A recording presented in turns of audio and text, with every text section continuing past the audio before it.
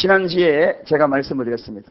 사랑의 DNA에 대해서 말씀을 나누면서 이 DNA라는 것은 그 속에 염색체가 이렇게 꼬여있는 가장 기본적인 단위입니다. 그래서 만약에 부모를 잊어버렸다 그러면 이 DNA 유전자 검사를 하면 됩니다. 이게 진짜 부모인지 아닌지를 확실히 구분할 수가 있거든요. 정말 사랑이냐 사랑이 아니냐 이 DNA 검사를 해보면 알아요. 그 DNA 검사 가운데에서 지난주에 진짜 사랑은 희생이다. 희생이 있어야 진짜 DNA, 그게 사랑이라고 이야기할 수 있고 정의할 수 있다고 이야기했습니다. 그 사랑은 강요적인 사랑이 아니다. 자발적인 희생이 돼야 돼. 나를 위해서 희생해라. 당신은 나를 위해서 희생해야 돼. 이런 식의 희생을 강요하는 것은 진짜 사랑이 아니라는 것입니다. 사랑은 자발적이야 돼. 희생은 자발적이라는 그러한 원리가 있어야 된다. 그 다음에 희생은 죽어지는 원리가 있어야 된다. 정말 부부 사이에 사랑한다. 정말 우리 교우 사이에 사랑한다. 그러면 그 앞에서 내가 죽어줄 줄 알아야 돼. 내 모난 모습도 성격도 죽어줄 줄 알아야 돼. 이게 진짜 사랑의 원리라고 말씀을. 이런 것이 있어야 DNA 유전자 검사했을 때에 이게 사랑이구나 하고 이야기할 수 있는 것이다. 그렇게 말씀을 드렸습니다. 또 사랑은 주는 것이다 그랬습니다. 주는 것. 이 주는 원리가 있어야 되는데 내가 줬기 때문에 받아야 된다는 그런 원리는 진정한 사랑의 원리가 아니죠. 사랑은 주는 것으로 끝난 겁니다. 줬다는 겁니다. 돌아오지 않아도 좋은 겁니다. 그냥 준 것만으로 만족한 겁니다. 이게 사랑이에요. 그리고 우리가 가끔 그러잖아요. 내가 당신에게, 내가 집사님에게 내가 지금까지 한 게 얼만데, 내가 베풀었던 게 얼만데, 내가 얼마나 당신을 사랑해야 돼. 나한테 이르기야. 이렇게 이야기하는 것은 그동안에 베풀었던 것은 사랑이 아니라는 거죠. 그건 사랑이 아니라 대가성을 받았던 겁니다. 사랑은 준 것으로 끝난 겁니다. 오늘 이러한 사랑의 원리가 있을 때에 그게 진짜 유전자입니다. 그 유전자가 있을 때에 진정한 사랑이라고 이야기할 수 있고 정의할 수 있다는 것입니다. 여러분, 사랑이 없는 곳에 이 세상은 얼마나 삭막합니까? 이런 아름다운 사랑이 있는 곳에 얼마나 행복하겠어요? 이런 가정, 이런 교회 얼마나 행복하겠습니까? 이런 나라 얼마나 행복하겠습니까? 두 번째, 오늘 그 유전자, DNA 유전자 한번 찾아봅니다. 오늘 평화에 대해서 말씀을 드리려고 합니다. 여러분, 이 평화 그러니까 찬송가가 생각이 나요. 평화 하늘에서 하늘 위에 내려오네 그 사랑의 물결이 영원토록 내 마음을 고이 사네. 하늘에서 내려온대. 뭐가? 평화가 내려온대. 그러면은 이 평화가 누구일까 고민을 해봤어요. 예수님이 바로 평화가 아닐까? 하늘에서 내려오셨으니까. 예수님의 이름은 다른 말로 표현하면 평화구나. 그래서 평화를 선포하기 위해서 하늘에서 내려오네. 그 사랑의 물결이. 그러면 평화는 한마디로 뭘까? 사랑의 물결이구나. 바닷가에 가면은 물결이 요번에 바닷가 가니까 물결이 그 물결이 뭘까? 사랑의 물결이 뭘까? 그 사랑의 물결 요소 DNA 그걸 들어가서 구체해 보니까 그것이 바로 평화더라. 여러분, 여러분의 가정에는 사랑의 물결이 몰려오고 있습니까? 평화가 있습니까? 아니면은 평화가 깨트려진 지 오래입니까? 이 세상에 평화 없는 삭막한 세상에 살고 있는 저와 여러분들이라면 오늘 우리 교회에서부터, 우리 가정에서부터 사랑의 물결인 평화를 다시 한번 회복하는 그러한 귀한 시간이 되기를 바랍니다. 평화 없는 세상, 사랑 없는 세상이요. 사랑 없는 세상은 평화 없는 세상입니다. 그 가정이 아무리 사랑한다 할지라도 평화가 없는 그러한 가정은 결코 사랑하는 가정이 아닙니다. 우리 교회가 사랑교회라고 똘똘 뭉치고 사랑이라는 그러한 실체 아래 사랑하는 사람, 예수 사랑이라고 부르짖지만 평화가 없다면 우리 교회는 사랑교회가 아닙니다. 더 이상의 사랑교회가 아닙니다. 유전자가 검사해보면 아닐까요? 검사해가지고 거기에 유전자 검사해보면 머리카락 하나 뽑아와도 그 유전자를 알 수가 있습니다. 여러분, 사랑교회, 평화, 사랑의 물결이 몰려오는 교회가 되기를 원합니다. 여러분의 가정에도 그런 평화의 물결, 사랑의 물결이 넘쳐나기를 바랍니다. 리빙스톤이 아프리카 전도와 탐험을 헌신하고 있을 때에 약혼자에게 편지를 썼습니다. 그 편지 내용 중에 일부에 이런 글귀가 있습니다. 나는 평화를 위하여 어떤 일을 하든지 할 것입니다. 그러나 평화를 위하여 싸우는 일만은 하지 않을 것입니다. 그렇게 표현했습니다. 여러분, 어떤 사람은 이렇게 해요. 평화를 위해서 싸운대요. 거짓입니다. 가식입니다. 평화는 싸움이 없습니다. 다툼이 없습니다. 말 그대로 평화입니다. 자유를 위하여 싸울 수는 있어도 평화를 위하여 싸우는 것은 없는 것입니다. 평화는 사랑의 물결이기 때문에 밀려오면 밀려올수록 그 물결이 나를 덮기 때문에 그것이 평화입니다. 그래서 어떤 대가를 지불하여 평화를 유지하더라도 싸움을 배제하고 다툼을 배제한 평화만이 진정한 평화라는 것입니다. 오늘 이 시대에 얼마나 만연된 전쟁이 난무하고 있습니까? 평화 평화 외치고 있지만 현 세계에서 정말 전쟁이 곳곳에서 국지전으로 전 세계적으로 전쟁 준비에 아주 치열한 경쟁을 하고 있습니다. 정말 이 시대에 저는 외칩니다. 이 시대에 우리가 해야 될 것이 뭔가? 이 시대의 진정한 평화, 전쟁이 난무하는 이 시대에는 전쟁으로 이 세상이 종결되어지고 망하게 될 것입니다. 평화를 선포해야 합니다. 우리 모두 평화를 선포하고 그 평화를 위하여서 어떤 일인지 간에 우리가 해야 할 것입니다. 사랑이란 뭔가? 예수님이 왜 이 땅에 오셨는가? 그것은 평화 하늘 위에서 내려오네. 그분은 평화를 위해서 오셨고 그분의 이름은 평화입니다. 사랑의 물결이에요. 평화의 세계를 만들어야 합니다. 작게는 우리 가정에서 평화의 세계를 만들고 그 다음 단계 교회에서 평화의 세계를 만들고 이 지역사회의 평화의 세계를 만들고 내가 머문 그 장소의 평화의 세계를 만들어가는 것이 평화 하늘 위에서 내려온 그분의 목적입니다. 목적. 여러분, 이 지구는 하나밖에 없습니다. 유일하게 인간이 살고 있는 이 지구, 서로 사랑하여 살아야 될 그러한 이유가 있습니다. 사랑하면서 살아야 될 이 평화의 동산에 전쟁을 준비하고 있습니다. 전쟁의 비극이 어디까지 왔습니까? 엄청나게 비극이 와 있어요. 세상은 전쟁으로 불바다가 될 것을 이미 성경에 예고하고 있습니다. 지금 핵 준비하는 거 보십시오. 앞으로 더욱더 주변국들에서 준비하는 전쟁 무기들이 더 개발되고 더 준비할 겁니다. 불바다가 일어날 겁니다. 전쟁의 비극을 모르는 사람이 아무도 없을 겁니다. 평화가 깨트려지고 있습니다. 인류 역사상에 가장 큰 전쟁이면 최근 들어서 있던 전쟁이 제2차 세계대전. 그 전쟁에서 죽은 사람이 당장 2,500만 명입니다. 2,500만 명. 2,500만 명이면 우리나라 인구의 절반이 죽은 겁니다. 그 정도의 인구들이 전쟁을 죽어갔어요. 왜? 무엇으로? 평화가 깨트려지니까. 평화가 깨트려진 것은 죽음입니다. 평화가 깨트려지는 것은 죽음입니다. 6.25 때 우리나라는 어떻게 됐습니까? 우리나라의 전쟁으로 죽어간 인구가 300만입니다. 300만. 부천시 3개 인구들이 죽은 겁니다. 엄청나죠? 납치된 사람이 8만 5천 명이고 행방불명된 사람이 30만 명. 30만 명 이들도 역시나 행방불명되었기 때문에 죽은 사람인지 모르는 인구들입니다. 그리고 고아가 30만 명. 과부 30만 명. 이런 일들이 무엇을 통하여? 평화가 깨트려짐으로 나타난 잔해물들입니다. 사랑하는 여러분, 오늘 이 시대에도 전쟁을 준비하기 위해서 무기를 개발하는데 수년 전에 약 5천억 달러가 준비되고 있다. 5천억 달러. 5천억도 아니고 5천억 달러입니다. 어마어마한 돈을 전쟁으로 무기를 개발하고 있어요. 이 무기 개발하는 것으로 가난한 사람들에게 나누어주고 평화를 추구하는 이들에게 함께 한다면 이 세상이 낙원으로 변할 겁니다. 그 돈을 다 가난한 사람이 없을 수 있을 정도로 충분히 먹여 살리고 함께 더불어서 아름다운 세상을 만들 수 있는 것이 바로 이 평화인데 오늘 이 시대는 평화가 깨트렸습니다.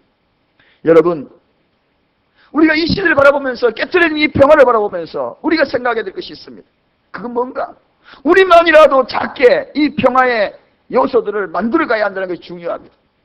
세상이 평화가 깨트린 것이 안타까울 것이 아니라 내 가정의 평화가 깨트려졌고 내 교회의 평화가 깨트려졌고 내가 머문 장소에서 평화가 깨트렸다면 오늘 우리는 동일한 마지막 마무리 주님의 그 놀라운 진노 앞에 서게 될 것입니다. 사랑하는 여러분, 다툼을 위하여서 낭비하는 시간들이 오늘 이 시대에 얼마나 많은지 모릅니다. 부부 사이에도 다투는데 낭비하는 시간이 얼마나 많은지 몰라요. 일주일 동안에 가만히 돌아보십시오. 여러분 집안에 부모와 자식 간에 다투고 어떤 그 시간들, 부부 사이에 다투었던 시간들, 그 시간들, 낭비한 시간들 한번 보십시오. 함께 평화를 추구하고 사랑을 만들어가고 행복한 가정을 만들어가도 행복한 가정이 될까 말까 한데 그것을 통하여 다투고 시기하고 미워하고 그랬으니 얼마나 시간을 낭비를 많이 했겠습니까? 톰슨이라는 사람은 이런 이야기합니다. 평화는 인간의 행복한 자연현상이고 다툼은 인간의 타락된 치욕이다. 타락된 치욕이 뭐냐? 다툼이라는 것입니다. 우리가 인간이기를 포기한다는 것이 뭔가? 타락된 인간의 모습을, 본연의 모습을 보인다는 것이 뭔가? 그게 바로 다툼입니다. 그게 바로 전쟁이라는 것입니다. 우리는 인간의 본연의 하나님의 속성, 평화. 아까 우리 집사님이 임마누엘이라고 말씀하시더니 임마누엘이 뭡니까? 하나님이 우리와 함께 하시다. 그분이 우리와 함께 하시기 위해서 오신 그 이유는 평화를 위하여. 평화. 어느 장소에 우리가 모이고 있어야 패스메이커, 평화를 만드는 사람이 되어야 합니다. 오늘 본문에 그 말이 아닙니까? 화평케 하는 자가 되어야 합니다. 평화를 만드는 자가 되어야 합니다. 평화는 이 시대에, 오늘 이 시대에 가장 강력하게 요구하는 하나님의 메시지, 사랑의 DNA입니다. 제일핸드가 꿈꾸는 것이 바로 이 평화의 동산입니다. 사랑의 동산이 뭘까요? 가정을 제일핸드와 만드는 것이 뭡니까? 가정이 너무 평화로운 겁니다. 에덴 동산처럼 평화로운 겁니다. 자기 날 잡아봐라고 탁 에덴 동산에서 하와와 아담이 뛰어다니면서, 이번에 제 아내하고 한번 그런 행동을 한번 해봤거든요. 진짜 에덴 동산 같더라고요. 요즘 저는 집에 가면 이 사랑의 메시지, DNA, 그 다음에 행복한 가정 시리즈 쭉 가면서 요즘 가정이 정말 이렇게 행복하구나. 정말 행복하구나. 부부 사이에도 이렇게 행복을 만들어갈 수 있구나. 제가 죽어지는 원리를, 제 아내가 죽어지는 원리를, 옛날 같으면은 한두 번 다툴 것을 죽어지는 원리를 딱 적용하니까 아이고 별 문제 아니더라고요. 주는 원리를 적용하니까 별 문제가 아니에요.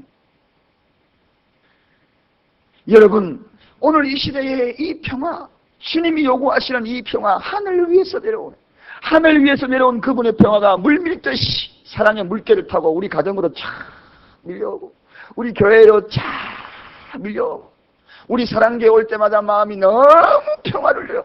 만나는 사람마다 하이파이하고 만나고 싶고 평화. 여러분, 톨스토이가 비폭력 운동으로 수고하고 있는 간디에게 이런 편지를 썼습니다. 사랑이야말로 인생 최대의 목적이며 유일한 법칙이다. 힘의 행사와 인생의 근본적인 법으로는 사랑과는 서로 조화될 수 없다. 폭력이 용납되면 그 즉시 사랑의 법칙은 완전히 물러간다. 그렇게 되므로 사랑의 법칙 그 자체가 거부당한다. 그렇게 이야기합니다. 사랑에는 언어의 폭력도 없는 것이고, 사랑에는 실제 육적인 폭력도 없는 것입니다. 사랑이 뭡니까? 요즘은 실질적으로 주먹을 휘둘러가지고 폭력이 있는 게 아니에요. 언어 폭력이 정말 무서워요. 아이들도 언어 폭력에 시달려가지고, 문자 폭력에 휘달려가지고 그걸 받고 왕따 당하여 자살하는 사람이 있거든요. 또 뿐만 아니라 언어 폭력에 시달려가지고 한 여자 직원이 거기에서 또 자살하는 사람도 있었고, 폭력이 다른 게 아닙니다. 이런 언어 폭력들이 가정에서도 많이 일어나고 있어요. 여러분 가정은 어떻습니까? 언어 폭력들이 일어나지 않고 있습니까? 무서운 겁니다. 그것은 사랑의 실체가 아닙니다. 인간 최대의 목적, 유일한 법칙에서 벗어나는 거예요. 폭력은 벗어나는 것입니다. 나는 주먹 한 번 안 썼다. 그것만으로 만족할 수 있는 그런 이야기가 아닙니다. 언어도 폭력인 것입니다. 여러분들에게, 저에게 혹시라도 다툼과 시비를 걸어온다면 그 사랑으로 피하는 것이, 그것이 평화를 선포하는 그것이 오늘 주님의 원리입니다. 이게 주님이 다툼을 피하는 것이고, 시비를 걸어오더라도 슬그머니 피하십시오. 그것이 주님이 말씀하신 다툼을 피하는 원리. 평화는 뭔가? 한마디로 다툼을 피하는 원리를 아는 자, 그것이 평화를 선포하는 자입니다. 이것이 진정한 승리자입니다. 그것이 사랑의 물결이에요. 그런 사랑의 물결이 밀려올 때마다 그 가정은 행복한 사랑의 DNA들이 요소마다 자리 잡게 되는 것입니다. 다툼을 피하십시오. 교회에서도 다툼을 피하시, 그리고 가정에서도 다툼을 피하시, 어떤 장소에서도 다툼을 피하는 것, 이게 사랑의 요소. 주님이 평화 내려오신 그 목적입니다. 성경에서 그런 내용이 어디 있냐고요? 마태복음 5장 20절에 예수님이 직접 하신 말씀입니다. 악도 대적하지 말라. 그렇게 악을 대적하지 말래요. 악을 대적하지 말아요. 우리 같으면 악을 대적해가지고 나아가가지고 주먹을 한 대 갈겨주고 싶지만 성경에는 예수님은 그렇게 말씀하지 않았어요. 악을 대적하지 말라고. 왜? 다툼이 거기 요소에 들어가니까. 평화를 깨트리는 요소가 되니까. 대적하지 말고 그 자리를 피하는 것이 좋습니다. 여러분, 사랑하는 여러분의 가정에서도 이러한 무저항주의적인 사랑의 발로가 있습니까? 사랑의 요소, 평화적인 DNA들이 사랑의 물결을 타고 오고 있습니까? 아니면 어느 폭력이 난무하여서 일주일 내내 싸우는 집안이 있어요. 한 달이면은 3박 4일 싸우고 하루 쉬고 3박 4일 싸우고 그런 집안도 있어요. 그런 집안은 믿는 집안도 그런 집안이 있어요. 목사 집안도 그런 집안이 있어요. 부끄러운 요소들이 있을 수 있습니다. 사랑은 행복한 겁니다. 사랑은 희생이에요. 사랑은 평화입니다. 그분은 평화로 오셨어요. 그분은 무저항주의로 오셔가지고 세상을 정복하신 분입니다. 평화로 세상을 정복하신 분이에요. 내가 머물러 있는 그 자리에는 주님의 사명이 있습니다. 그 사명이 뭔가요? 다른 사명이 아닙니다. 평화를 만들어라. 평화를 만들어라. 사랑의 물결을 타고 평화로 뒤덮게 만들어버려라. 그것이 바로 주님이 하신 말씀입니다. 마태복음 26장 52절에 보면 예수님은 금을 가지고 가는 자는 다 금으로 망한다. 그렇게 이야기하고 있습니다. 폭력은 폭력을 낳고 보복은 보복을 낳고, 그래서 케네디 대통령이 이런 이야기 하잖아요. 인류는 전쟁의 종지부를 찍어야 한다. 그렇지 아니하면 전쟁이 인류에게 종지부를 찍을 것이다. 그렇게 얘기합니다. 이 다툼을 종지부를 찍지 아니하면 그 다툼이 나를 종지부를 찍게 만들 것이라는 것입니다. 내 신앙의 종지부를 찍게 만들 것이고 내 가정의 파괴적인 요소에 종지부를 찍게 만들 것이고, 무엇이? 다툼. 평화를 깨뜨리는 요소들이. 사랑하는 여러분, 그렇다면 우리가 이 평화 깨뜨려진 요소에서 우리가 해야 될 일이 뭘까요? 이제 화해의 원리를 적용해야 합니다. 다 같이 한번 따라 하십시다. 화해의 원리. 평화는 화해의 원리를 잘 적용해야 합니다. 이 화해의 원리가 얼마나 중요합니까? 오늘 본문에 뭐라고 이야기했나요? 마태복음 5장 9절, 화평케 하는 자는 복이 있나니 저희가 하나님의 아들이라 일컬음을 받을 것이며, 그렇게 이야기합니다. 화평케 하는 자, 한마디로 이야기하면 화해케 하는 자, 화해를 잘하는 자, 이 자를 통하여서 하나님의 아들이라 일컬음을 받을 것이다. 그렇게 얘기합니다. 내가 머물러 있는 자리에 화해케 만드는 자, 화평케 만드는 자, 평화를 추구하게 만드는 자, 그런 자들에게 하나님은 네가 진정한 하나님의 아들이다. 진정한 하나님의 아들이다. 저는 오늘 이 시간 호소합니다. 어느 장소에 머물든지 간에 화평케 하는 자가 되시기를 주님의 이름으로 축원드립니다. 예수님의 마음과 심정으로 말씀을 드립니다. 어떤 요소, 어떤 상황과 환경 속에서도 평화의 DNA의 가장 원리, 그 원리는 화평케 하는 자가 되어야 합니다. 불화를 만드는 자가 되어서는 안 됩니다. 화평케 하는 자가 되어야 합니다. 유명한 성자 어거스틴이 그의 어머니에 대해서 이렇게 평가합니다. 나의 어머니, 모니카라는 나의 어머니를 어떻게 평가하는가? 그 어머니에 대해서 이렇게 평가합니다. 어머니는 훌륭한 화해자였다. 두 편의 불평을 다 들어도 화해에 도움이 될 것만을 말하고 화해가 되지 아니할 말들은 옮기지 않았다. 이게 바로 모니카, 어머니를 평가한 성자 어거스틴의 이야기입니다. 양쪽의 이야기를 다 들어요. 다 듣고 난 다음에 불화를 제공하는 요소들은 다 제하여버리고 평화의 요소들만 양쪽에 전했다는 것입니다. 이게 우리 어머니의 모습입니다. 여러분, 가정이 편하려고 그러면 남편 역할을 잘 해야 한다 그러잖아요. 어머니한테 듣고 아내한테 듣고, 그럴 때 역할을 잘 해야 돼. 화해의 요소들만 전해야지. 평화의 요소들만 전해야지. 불화의 요소가 될 만한 그러한 요소들 전하는 것은 결국은 더 관계를 나쁘게 하는 것입니다. 동서 간에도 마찬가지죠. 형제들이 다 모여가지고 어느 동서가 이 동서 이야기 듣고 저 동서 이야기 듣고 중간에서 역할을 잘해준다고 이야기하면서 화해의 요소들은 이야기하지 아니하고 평화의 요소들은 이야기하지 아니하고 불화의 요소들만 양쪽에 전해져 버리면 그 가정은 풍기박산 나는 겁니다. 교회에도 그럴 경우 참 많습니다. 많은 이야기를 듣지요. 그럴 때마다 여러분 중요하게 해야 될 것이 있습니다. 평화의 요소만 전하기를 주님의 이름으로 축원드립니다. 평화의 요소만 전하기를 주님의 이름으로 축원드립니다. 주님은 그 평화의 요소를 통하여 이 교회를 제1엔도로 만들 것입니다. 평화의 요소를 전하는 모니카가 성자 성 모니카라고 이야기하고 아들도 성자 어거스틴이라고 이야기하고 왜 그럴까? 평화의 어머니, 평화의 어머니. 평화의 요소들을 만들어갔던 어머니, 그 어머니가 오늘 이 시대에도 필요합니다. 교회에도 이런 어머니가 필요합니다. 가정에도 이런 어머니가 필요합니다. 이런 어머니 같은 마음들이 오늘 우리 가정에도 교회에도 이 사회에도 필요한 것입니다. 화평을 만드는 자.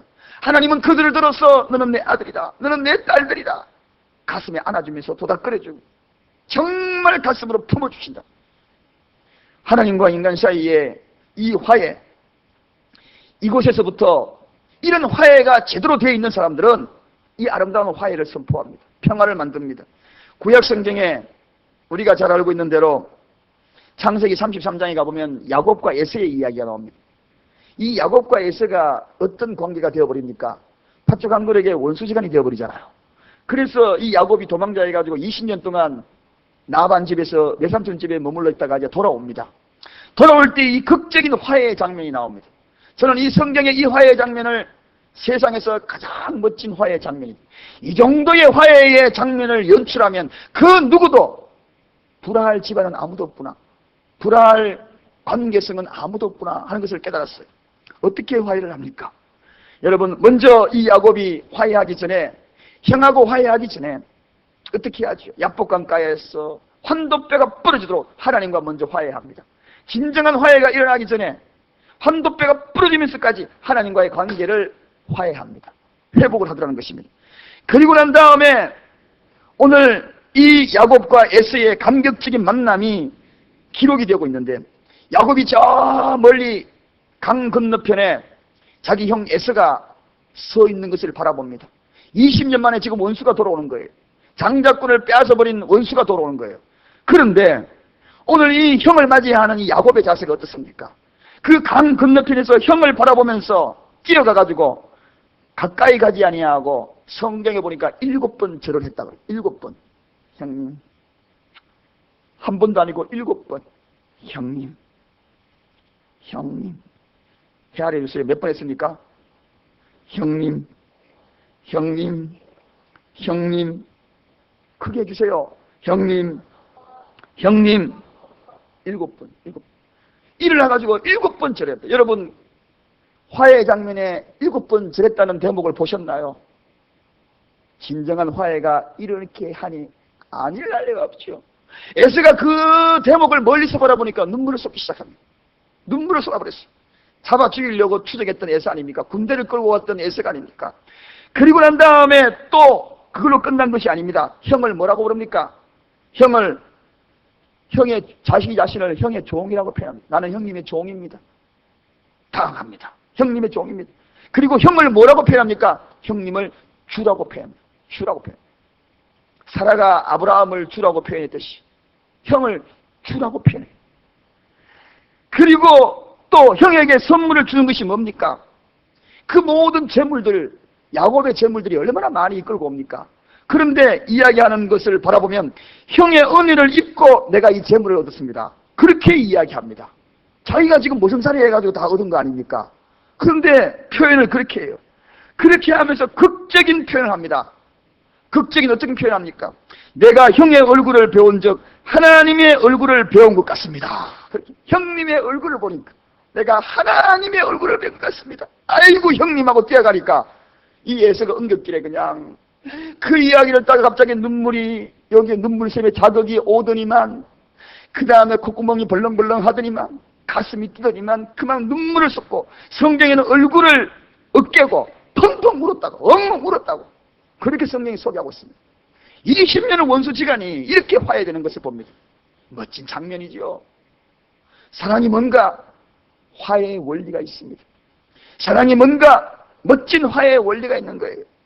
이 평화의 원리를 만든 이 야곱이 어떻게 했습니까? 하나님은 그 대목을 다 지켜보면서 화해의 원리를 적용한 그 야곱을 눈여겨보시다가 그를 통하여 이스라엘 나라를 세웁니다. 이스라엘 나라가 그 이름이 뭡니까? 그 이름이 야곱이잖아요. 야곱이 뭡니까? 이스라엘의 조상이 되는 것입니다. 여러분, 야곱이 자기를 죽이려 했던 형과의 그 화해, 이 아름다운 인간관계가 회복할 수 있는 것은 왜 그랬을까요? 야복강가에서 먼저 하나님과의 화해가 이루어졌다는 것입니다.